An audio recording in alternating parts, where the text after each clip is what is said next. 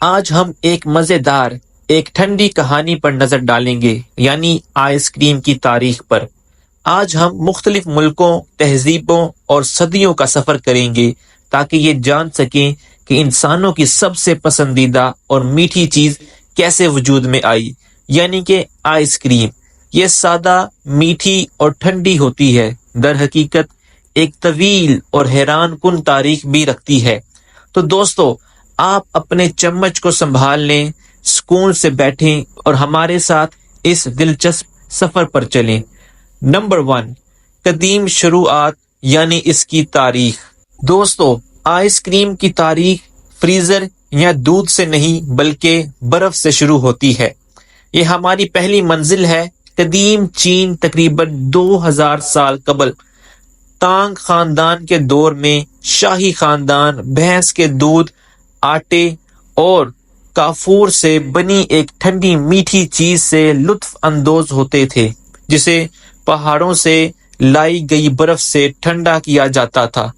اسی طرح اس زمانے قدیم ایران میں فالودہ مقبول تھا، جو گلاب کے عرق، باریک نوڈلز اور ٹھنڈے شربت پر مشتمل ہوتا تھا۔ یہ بھی اسی طرح پہاڑوں سے لائی گئی برف سے بنایا جاتا تھا۔ یونانی اور رومی بھی پیچھے نہیں تھے۔ اسکندر اعظم شہد اور عرق کے ساتھ برف ملانا پسند کرتا تھا۔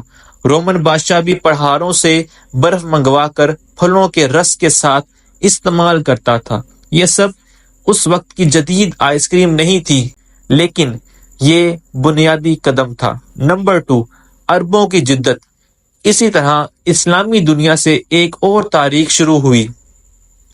8ویں صدی میں عرب دنیا میں شربت مقبول ہوا، پھلوں کا رس اور برف کا امتزاج۔ اس وقت چینی بھی دستیاب تھی، جس کی وجہ سے ذائقہ مزید بہتر ہوا۔ عربوں نے دودھ، چینی اور برف کو ملا کر ایک کریمی شربت حاصل کیا۔ انہوں نے برف کو تیز رفتار سے جمانے کے لیے نمک اور برف کا مرکب استعمال کیا، جو ابتدائی فریزر کی شکل تھی۔ یہ ترکیبیں تجارت اور فتوحات کے ذریعے یورپ اور اس کے دیگر حصوں تک پہنچی۔ نمبر 3، یورپ کا ٹھنڈا شوق۔ 13ویں صدی تک یورپ بھی ٹھنڈی اور میٹھی چیزوں کا شوقین ہو چکا تھا۔ ایک قصہ مارکو پولو سے منسوب ہے، جو چین سے آئس کریم جیسی ترکیبوں کو واپس لے کر آیا۔ 16ویں صدی میں انگلینڈ کے بادشاہ چارلس اول نے فروزن کریم کا خاص نسخہ تیار کروایا، جو صرف شاہی خاندان کے لیے ہی مخصوص تھا۔ یہ آئس کریم کی تاریخ کے ابتدائی انداز تھے، جو آئس اور نمک کے ذریعے ٹھنڈے کیے جاتے تھے۔ نمبر 4، امریکہ میں آئس کریم۔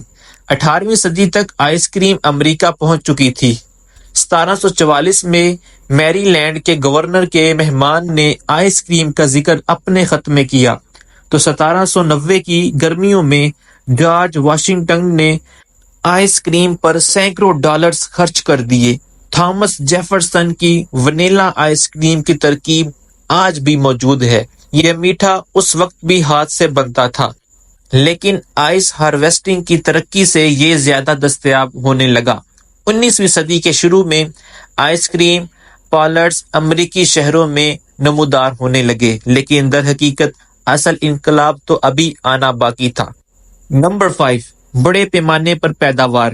1843 میں نینسی جانسن نے پہلا ہاتھ سے چلنے والا آئس کریم فریزر ایجاد کیا تھا۔ پھر اس کے بعد جیکب نے 1851 میں پہلا بڑا آئس کریم پلانٹ قائم کیا۔ ریفریجریشن ٹیکنالوجی نے آئس کریم کو سال بھر میں ہی مقبول بنا دیا تھا۔ اب یہ صرف امیروں کی خوراک نہیں رہی، بلکہ عوام کے لیے بھی ایک عام تفریح بن چکی تھی۔ نمبر 6، 20ویں صدی، کونس اور برانڈز کی شروعات۔ 20ویں صدی آئس کریم کا سنہری دور شروع ہوا۔ 1904 کے ورلڈ فیئر میں آئس کریم کون نے مقبولیت حاصل کر لی تھی۔ دوسری جنگ عظیم کے بعد آئس کریم امریکی طرز زندگی کی علامت بن چکی تھی۔ 1950 کی دہائی میں ڈیری اور میکڈونلڈز جیسے برانڈ سامنے آئے۔ 1970 میں بین اینڈ جیریز اور باسکن رابنز جیسے گورمیٹ برانڈز منظر عام پر آنے لگے۔ نمبر 7، دنیا بھر کے ذائقے۔ اب دنیا کے ہر کونے میں آئس کریم نے منفرد انداز اختیار کر لیا ہے. جیسا کہ ہندوستان میں سادہ اور مسالے دار کلفی، اسی طرح جاپان میں چاول کے آٹے کے اندر ٹھنڈی مٹاس والی آئس کریم، تھائی لینڈ میں رولڈ آئس کریم، یہ سب آئس کریم براہ راست آپ کے سامنے تیار کی جاتی ہے. نمبر 8، آئس کریم کا مستقبل. ناظرین، آئس کریم کا مستقبل بھی دلچسپ ہے. ڈیری فری اور لیب میں تیار شدہ آئس کریم تیزی سے مقبولیت حاصل کر رہی ہے. مصنوعی ذہانت یعنی AI نئی ذائقے تخلیق کر رہی ہے. اسی طرح 3D پرنٹنگ اور روبوٹک مشینز آئندہ دور کی آئس کریم پیش کرنے کو بالکل تیار ہے. تو دوستو، آج اس ویڈیو میں ہم نے یہ جانا کہ کیسے قدیم برفیلے پیالوں سے لے کر AI سے بنی آئس کریم تک کا یہ سفر حیران کن ہے. اب اگلی بار جب آئس کریم کھائیں تو یہ ضرور جان لیں کہ آپ صرف مٹھاس نہیں چکھ رہے بلکہ ایک ہزاروں سال پرانی ثقافت کو چکھ رہے ہیں. تو آئس کریم کھاتے رہیں اور خود کو اس سے لطف اندوز اور خود کو ٹھنڈا کرتے رہیں.